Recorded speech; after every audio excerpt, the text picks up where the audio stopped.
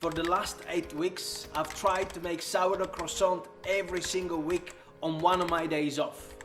And with the only purpose to try and achieve the perfect croissant.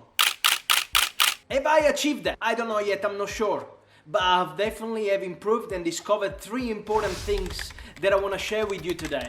The first and most important thing is the butter needs to be thick. The butter needs to be thick because the thickness of the layer of butter needs to be double the amount of the dough. So this is the dough, this is the butter, and then the dough underneath. That's very important that you keep that structure all the way along. Second thing that I've learned is that the temperature of the dough and the butter need to be very close, with the purpose that the butter sticks to the dough while pressing, while laminating. What we want a solid brick of butter, thick and spreadable at the same time. The butter and the dough needs to spread together at the same time at the same level. So it's very important, and while we're using the rolling pin, we're trying to feel where the butter is setting. If we have any extra dough on the edges, please trim it off, because that will help having better layers of structure between the butter and the dough.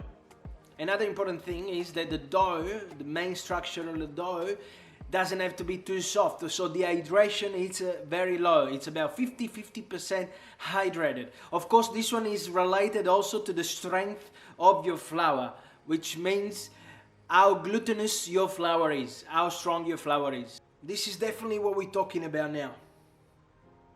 That's a croissant that I made today after about 10-15 attempts. Another important aspect is the fermentation. Of course, I make them with sourdough culture. That's it, sourdough culture, no yeast. So I need to be very careful not to have a very acidic.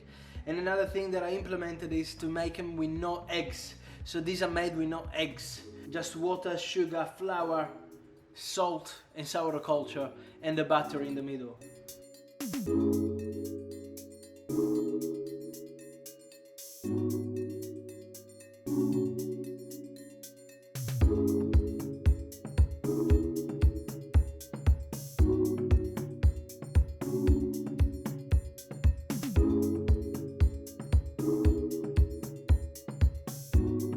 So at this point, it should be a great opportunity to tell you that up here, you have the recipe, the video recipe, where I show you how to make croissant from scratch.